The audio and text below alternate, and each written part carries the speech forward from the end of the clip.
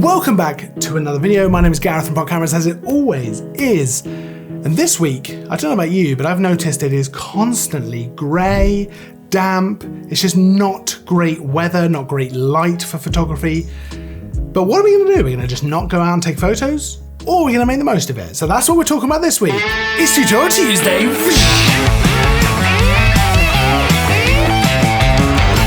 Welcome back to Tutorial Tuesday, where each and every Tuesday, we bring you a brand new, fresh photography tutorial. And this week, of course, is no different. It is Tuesday after all. And like I mentioned in the intro, it is grey and damp outside, just a lot. And for me personally, I've been struggling with finding good light, good sunsets, just any kind of sun, to be honest. And, you know, it makes it difficult to go out and take photos. It makes it tricky to get good looking, exciting, interesting photos. But what can we do about it? We can't change the weather, so we have to just make the most of it. So we've got 5 tips to make the most of this kind of bad weather and to turn those boring grey photos into something way more interesting. So the first tip, we're just going to dive straight into it. The first tip is to lean into the drama of your surroundings. Now, there's a few different ways that you can do this. The first way, of course, is if there's a dramatic sky. Now, grey sky doesn't have to be super boring. If you've got nice storm clouds or even just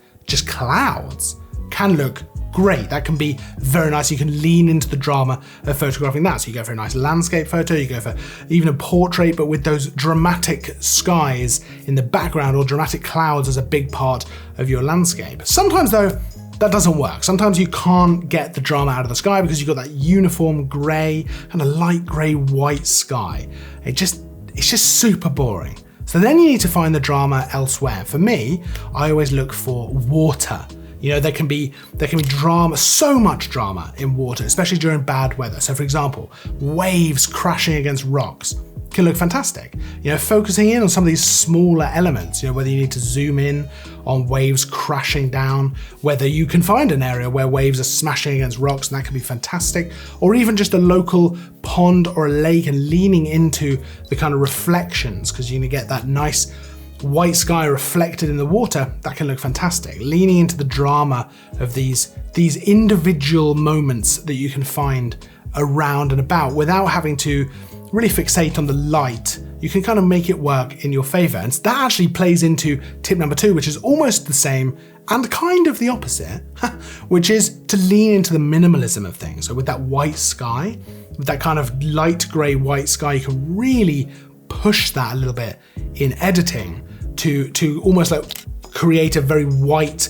background and just have a solitary subject in the photo. Really lean into that minimalism of the reflections in the water, as we mentioned before, where you've now got white sky, white reflected in the water. Maybe there's a singular boat on the water. Maybe you find a composition of a pier or a jetty, or even just some rocks going off into the distance, into that white expanse. Leaning into the minimalism of things in these situations can really help you with your composition and with making the most out of this kind of boring flat light, because it kind of works in your favor in this situation. Now, something else, and this is more of a post-production technique, but something else that you could absolutely try with this kind of less interesting light, less exciting stuff around, is to actually just try black and white for your photos. Now, this is something that I don't do very often. I love working with color, so I tend to do that. But actually, if you've not got a lot of interesting color, if you've not got a lot of interesting light, sometimes things just do look better in black and white. You know, you can really bump up that contrast. That's how I like to work with black and white. It's really high contrast. And it kind of brings out the drama from nothing. So sometimes black and white will work really well. So for example, again with the waves, I try in black and white. I try all kinds of various things in black and white because I now don't need to worry about the color. I don't need to worry about the light. So I can push the whites up, bring the blacks down, get that very high contrast look. That can work really well for less interesting weather, less interesting light. Now, another trick that you can use while you're trying to make the most out of this bad weather is to use long exposure in your photography. That can really help with things like the minimalism. You know, if you get the water nice and still, get the water all kind of reflecting and soft and silky rather than kind of moving around, you can get some really good reflections that can work well with the minimalism.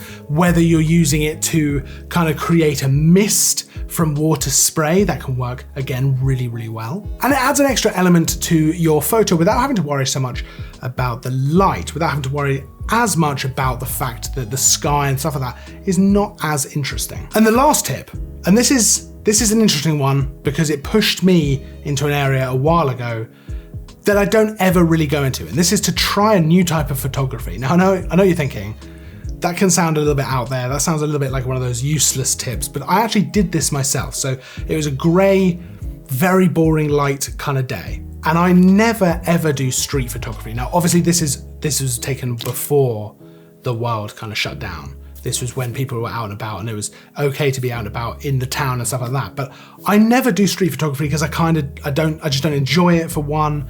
I don't usually like the results that I've gotten in the past. But I thought, you know what, the light is bad, it just is bad. I'm not gonna be able to go out and do landscape, I'm not gonna be able to do a lot of things that I would normally go and do.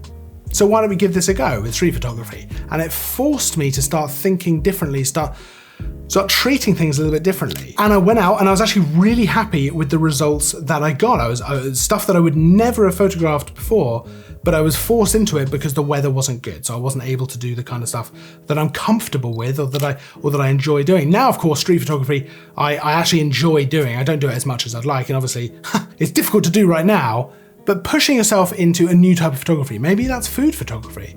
You know, maybe going outside isn't the one. Maybe staying indoors and doing food photography is going to be the thing that you want to try, or product photography. All these things can be super creative and you don't have to worry about the bad weather and the less interesting light outside. So those are our 5 tips for trying to make the most of this kind of grey, damp, horrible weather, trying to get some photographs out of it, even when it's not as easy to do so. But we've only really scratched the surface here. So if you have any tips of your own, pop them down in the comments. I love hearing your tips as well.